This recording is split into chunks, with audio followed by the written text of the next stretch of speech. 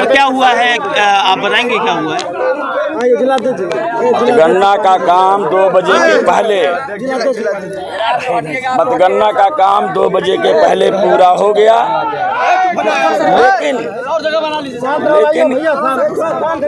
लेकिन किसी भी विधानसभा का पूरी गणना का ऐलान नहीं किया गया और एक विधानसभा का किया गया। मैंने कहा जो भी अनाउंस कर रहे हैं उसकी कॉपी मुझे मिलनी चाहिए, कॉपी नहीं दिए और अनाउंसमेंट में वो गलती भी कर रहे थे। जो मुझे वोट मिला हुआ था उसको न बता करके जो 3000 कुछ वोट पाए हैं उसको 200 कुछ वोट दर्शाया जा रहा है। ऐसा 6 बार किया गया।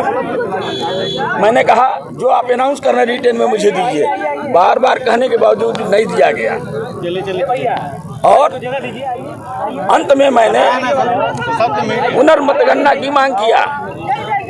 उसके बावजूद भी बरहज में एक बूथ की गणना नहीं हुई, बांसगांव में एक बूथ की गणना नहीं हुई।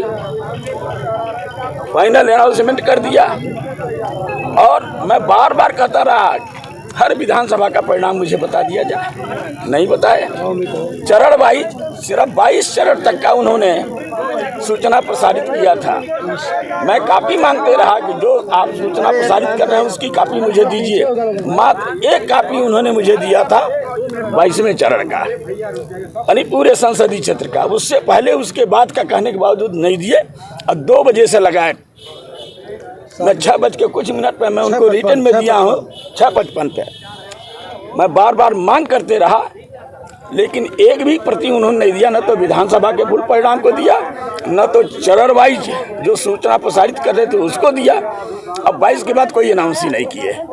और जब मैं रिटर्न में दे दिया हूँ कि मैं पुनर्मतगणना की मांग कर रहा हूँ तो 4,28,000 कुछ दिखा करके भारतीय जनता पार्टी के प्रत्याशी कमलेश पासवान जी को विजयी घोषित कर दिया और 4,23,000 कुछ वोट पा करके मुझे हरा दिया गया। इसके बाद अब आगे आपका क्या रणनीति रहेगा? अब अपने पार्टी के नेताओं का मार्गदर्शन ले रहे हैं।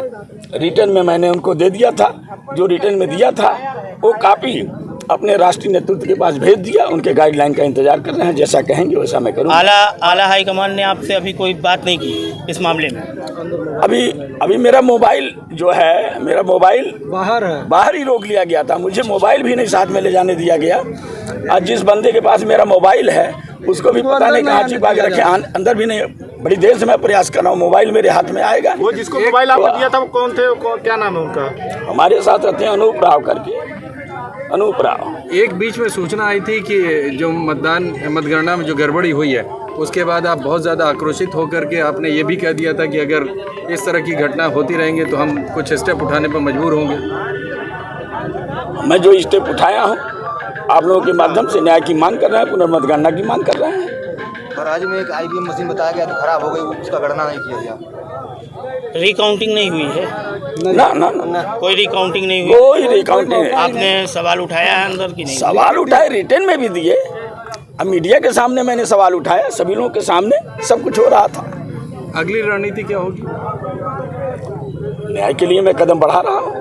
तो क्या आप धरने पे बैठने जा रहे हैं? बिल्कुल बैठने जा रहे हैं।